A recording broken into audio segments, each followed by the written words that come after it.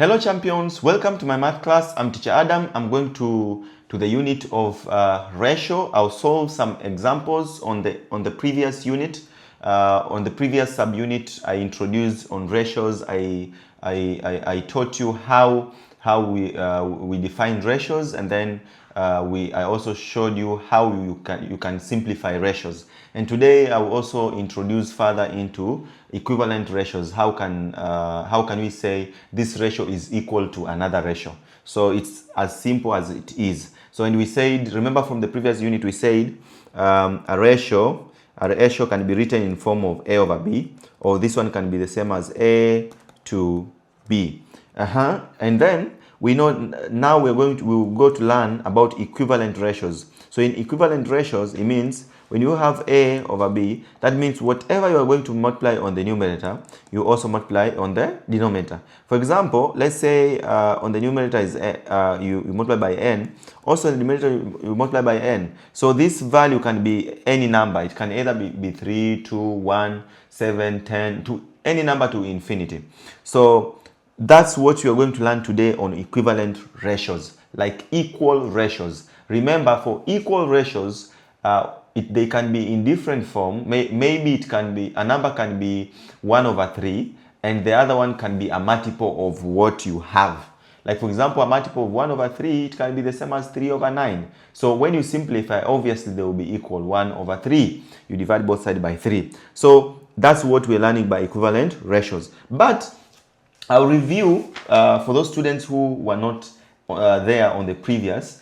We talked about some examples and I introduced about ratios, but I'm going to solve this kind of a question. It says, we have an example here. Say a pot of money is shared. So we have a pot of money is shared between three friends. So we have a pot of money shared between three friends. So we have three friends who are sharing a pot of money. The friends is, we have Dev, we have John and Mary, and we have Mary. And then we say Dev, Dev receives $450, and then we have John receives $200, and Mary receives $350. So find the total amount of money in the pot. So we need to find, they say find the total amount of money in the pot. So we need to find the total amount of money in the pot. That's the question. So we say a pot of money is shared between three friends, Dev, John, and Mary. Dev receives $450, John receives $200, and Mary receives $350. So find the total amount of money in the pot. So what we are talking about this one now, if we really want to find the total amount of money, in the previous class I told you that whenever you see ratios, we mean sharing of quantities in given unit. And actually the same thing here. So to find the total amount of money, it's very simple. You take whatever Dave received. So Dave had received 450, and then we have 200 for John, and then we have 350 for Mary. You add both of them, what do you get? In total, you get $1,000. So they all shared a total of $1,000. Then question B, it says write down the ratio of money received by. So write down the ratio of money received by Dev, then John and Mary. So here Write down the ratio of money received by Dave, John, and Mary. So remember, this is Dave to John to Mary. We have their amount. Dave had received 450, and then John had received 200, and then we have Mary who had received 350. Now we need you can as well simplify because they want the ratio. So you can as well simplify if you need to simplify, because both of them can be simplified. So if you simplify by 10, both side by 10, you have 45, then to 20 to 35. Then you can still simplify this by 5. 5 here is 9. 5 there is 4. 20 divided by 5. 35 divided by 5 is 7. So you can have it is in the ratio of 9 to 4 to 7. That's it. Then the next question is say write down the fraction of the pot of money. So C, write down the fraction of the pot of money that Mary receives. So write down the fraction of the pot of money that Mary receives. Like they want them here, in other words, they want the Mary's share. They want the Mary's share out of total amount. The Mary's share out of total amount. So Mary, what did Mary get? That's the question that we need to ask ourselves. So Mary, from the share, Mary got $350. So Mary got $350 out of $1,000. So simplify. You divide both sides by 5, you get 7 out of 20.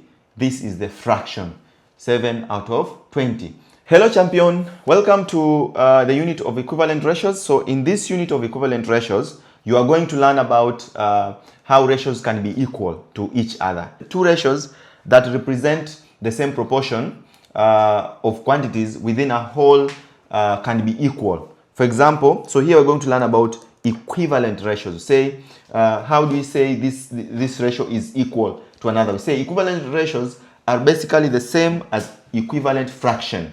So we say equivalent ratios are basically the same as equivalent fraction. So we say equivalent ratios are basically the same as equivalent fraction. So if you multiply or divide the terms of the ratio by the same number except 0, you get an equivalent ratio. So how do we get an equivalent ratio? We say if you multiply, if you multiply or divide the terms, if you multiply or divide the terms of the ratio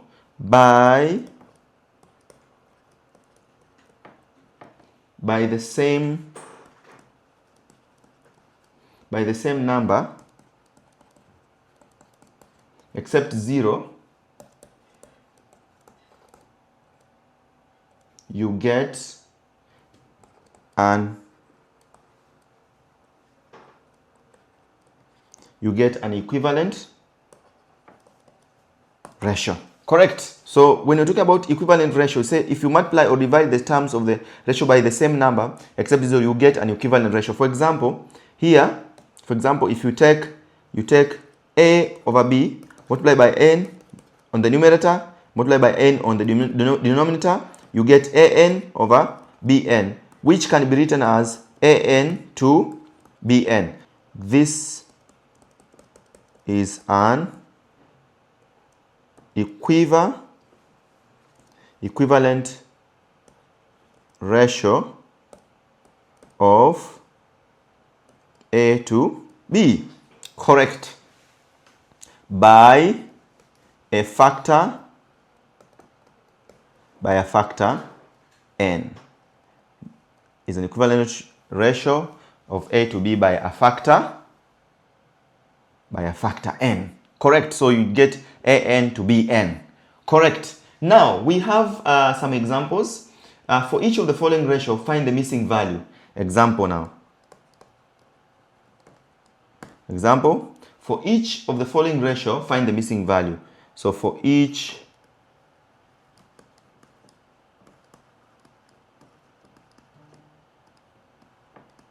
of the following ratios, find the missing value.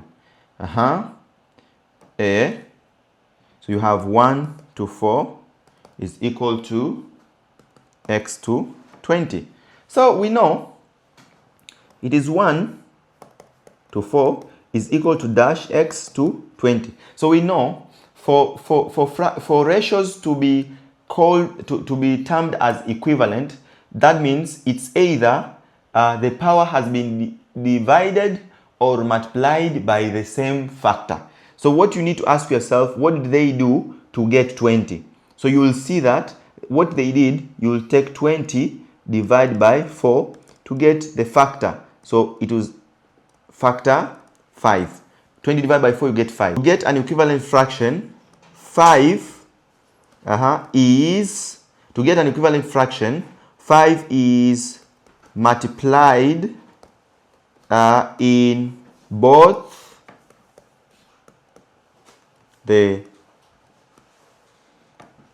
numerator and denominator. Correct. So in that case, you say 1 times 4 and 4 times 5. Say 1 times 5 and 4 times 5. Therefore, you get 5 and 4 times 5, you get 20. Therefore, x is equal to 5.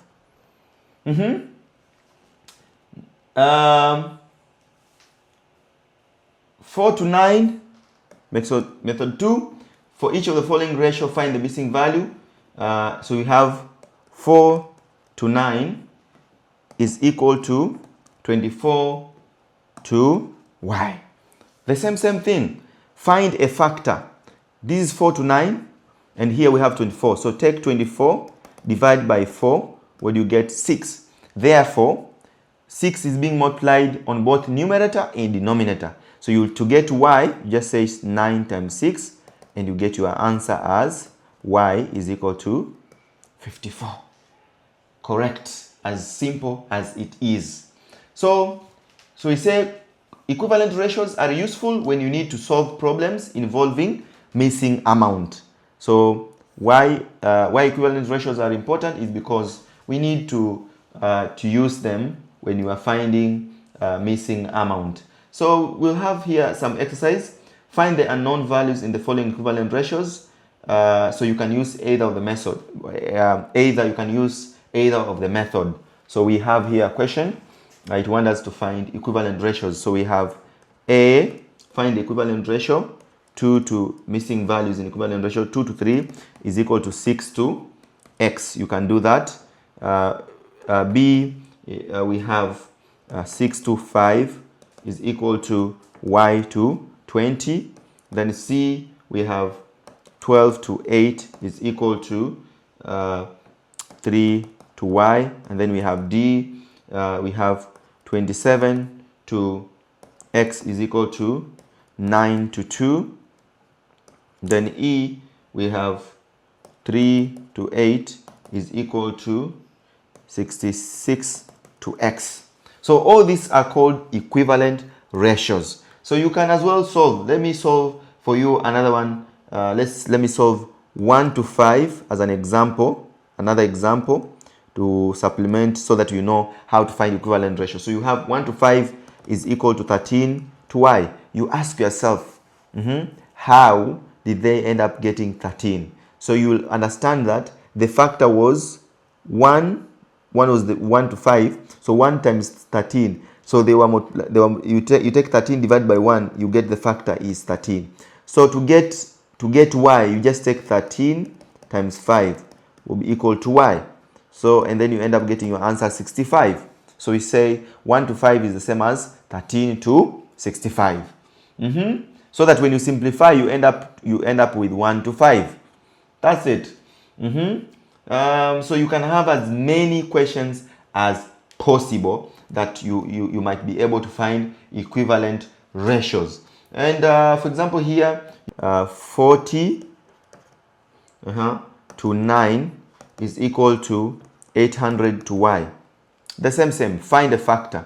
This is 40. 40 times what gave you 800? So you just take 800 divided by 40 and you get 20.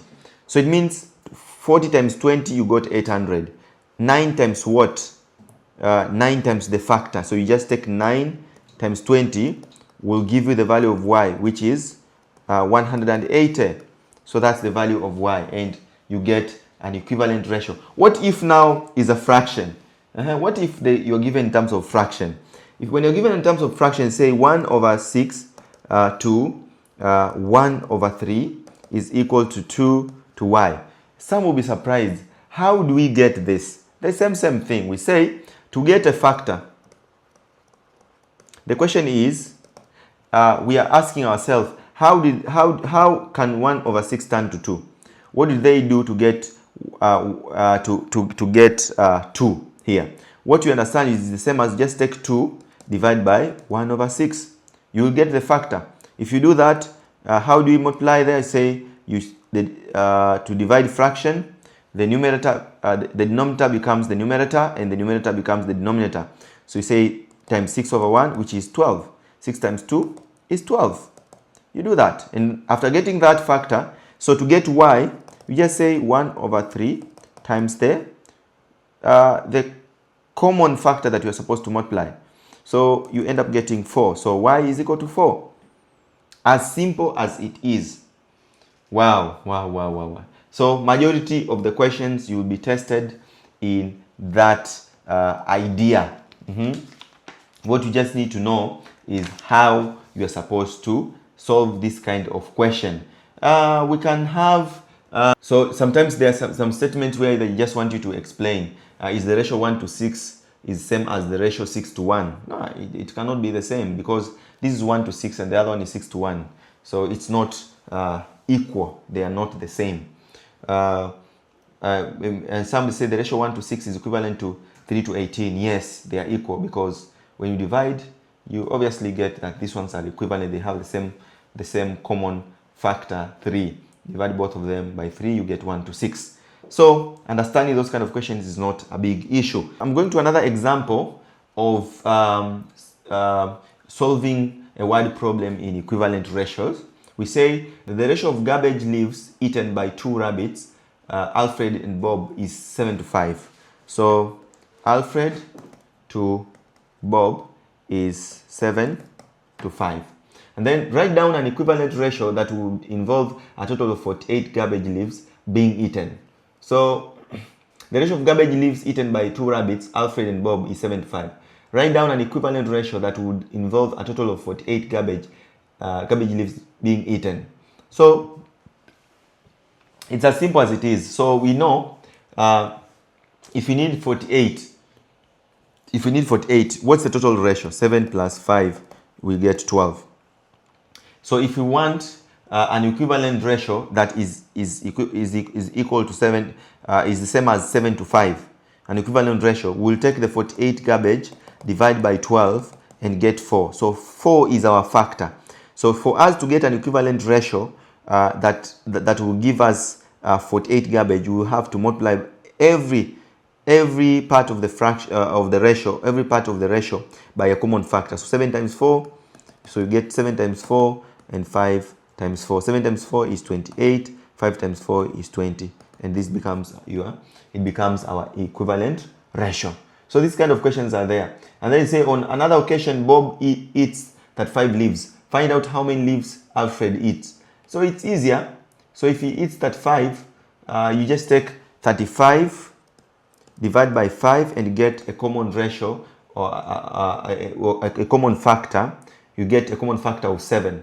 And then you multiply from A to B. Alfred and Bob, it's 7 to 5. So multiply by 7 each. Multiply by 7. Multiply by 7. Multiply by 7. So you get 49 to 35. And you get your answer. As simple as it is.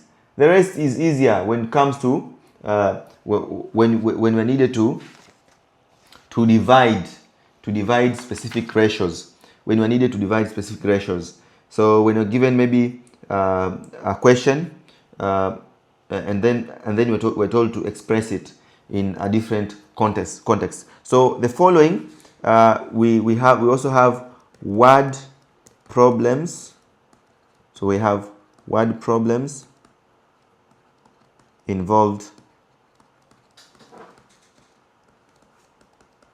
in ratios.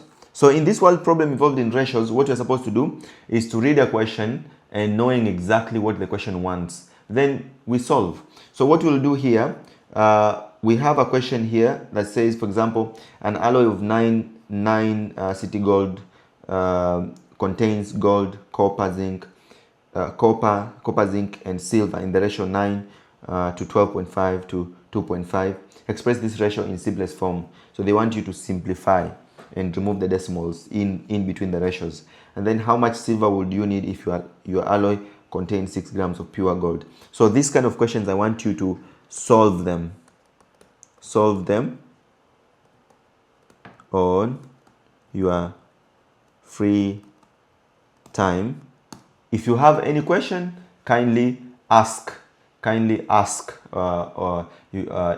In our Instagram page, YouTube, put a comment there and I'll be able to give you a question. So leaving maths from question number 4 to question 7 will be an assignment given to student. And then we go to how do we simplify ratio. In simplifying ratios, we use the same factor to divide in the numerator and denominator. So how in that case? For example, let's say you have 6 to 8. This is our ratio. So you can convert this and write it in terms of 6 over 8. Then look for a common factor. It is 2. Then 6 divided by 2 is 3. 8 divided by 2 is 4. So 3 over 4 is the same as 3 to 4. When you have 9 to 27, write it in terms of fraction is 9 over 27. So look for common factor. 9 divided by 3 is 3. 27 divided by 3 is 9. Then 3 divided again by 3, divided by 3, you get 1 out of 3. So this will give you 1 to 3. This is also an equivalent, we can say equivalent ratios. So this is how you do. When you're simplifying ratio, it's not a big issue. You just look for a common factor and divide both areas. When you're told to simplify ratio, should not be a big issue. Simplifying ratio is not a challenging area. What you just need to do is to understand what's most important, and then you simplify. What's most important, then you simplify. For example, let's see another example that can be tested. Let's say you have 64 to 120, and then you are needed to simplify. Just write 64, 120. Look for common factor. If it's 12, if not 12, look for another one. So 12 doesn't simplify. What simplifies there? You look for a number that divide both of them. Factor. So if you have 120, so divide by 8. Divide by 8. It is 8 over 15. So this gives you 8 to 15. That becomes a common ratio, and a common ratio, and which is equivalent to 64 over 120. That's what you do. In simplifying ratio, is not a big issue. You just look for a common factor, then divide, and you get your equivalent ratio. So champion, in the next class, I'm going to teach you also how ratios are being used in dividing quantities. How ratios are being used in dividing quantities. See you at the top, champion. Bye bye.